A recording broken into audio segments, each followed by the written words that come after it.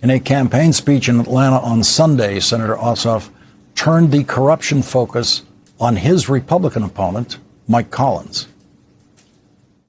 Now, remember, Mike's already under federal investigation for illegally funneling tax dollars to his violent staffer's girlfriend for a no-show job. Do you remember that? But Mike Collins also repeatedly broke the law hiding his crypto trading. Because he's like a scandal piñata. But every time you shake him, more misdeeds fall out. The Office of Congressional Conduct referred Mike Collins to the House Ethics Committee regarding his use of congressional resources, which he has called a, quote, nothing burger. Mike Collins has denied doing anything illegal with his crypto trades. In that same speech in Atlanta on Sunday, Senator Ossoff, to the outrage of the Trump White House, said this. They've lied nonstop about this war like they lie about everything. And they know they're lying, but they lie and they keep lying anyway because in this White House, they view persistence in deceit as a virtue. You hear me, Atlanta? And there's something uniquely despicable about lying a nation into war. Treating citizens as fools and those who serve as pawns. Aboard the USS Abraham Lincoln, they've now been at sea for 240 plus days without a port call. It's a Navy record. And still they serve with excellence. And still they serve with excellence.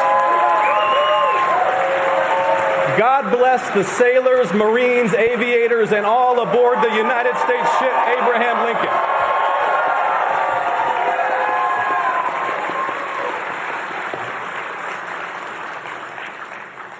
See, they don't expect luxury. They'll endure hardship. But they deserve competent leaders who send them into combat only when necessary.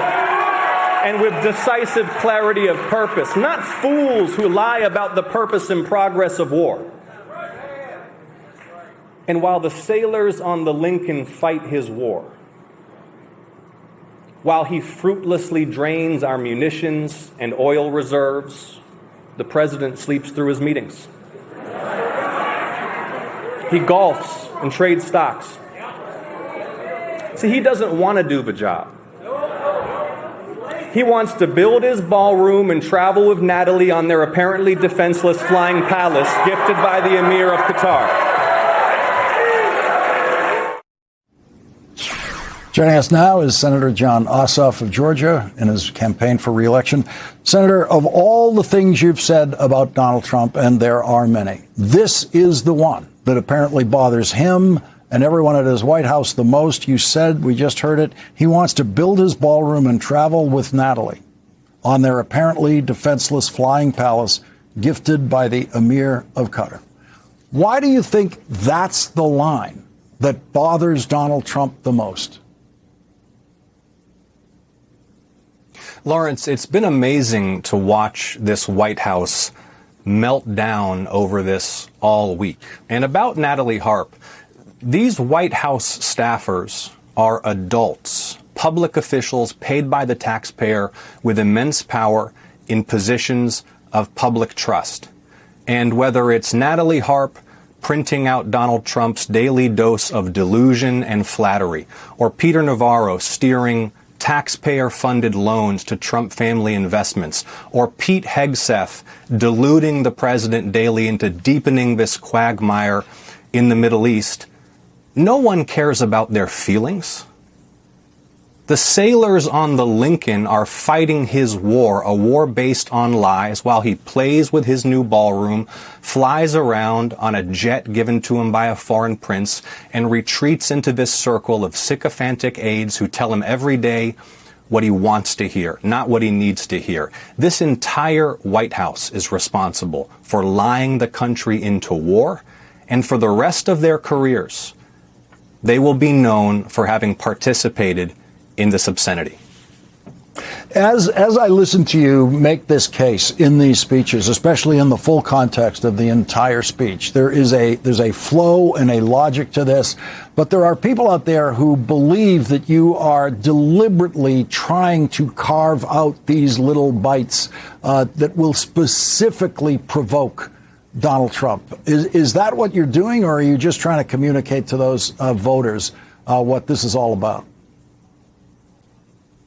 I'm trying to make sure that folks in Georgia know the truth about this administration. And apparently, in the White House, the truth hurts. They've lied us into war after promising peace. They've driven inflation skyrocketing, thrown people off their health insurance, doubled health insurance premiums for more than 1 million Georgians after they promised to bring down prices on day one. And the president's done so enabled not just by hangers-on and sycophants in the White House, but also Republicans in Congress who have enabled him at every turn. And one of them is Congressman Mike Collins here in Georgia, the pro-war, pro-tariff, pro-cutting your health care, bigot congressman, Trump puppet who's running for the U.S. Senate. And Lawrence, I want people to understand the following, because I've heard some rosy predictions about this Senate race in Georgia. This is Georgia. This is the most competitive battleground state in the country. The president's allies are right now, as we speak, committing tens of millions of dollars to attacking me. I guarantee that within weeks, the polling will be within the margin of error. And there is no path back to the Senate majority without winning this race in Georgia. So if you are fed up with what's happening to our country and the lies from this White House and the war and the inflation, and you want to take action right now, pick up your phone, pick up your laptop, go to electjon.com, and help empower me and my team to win this crucial Senate race in Georgia.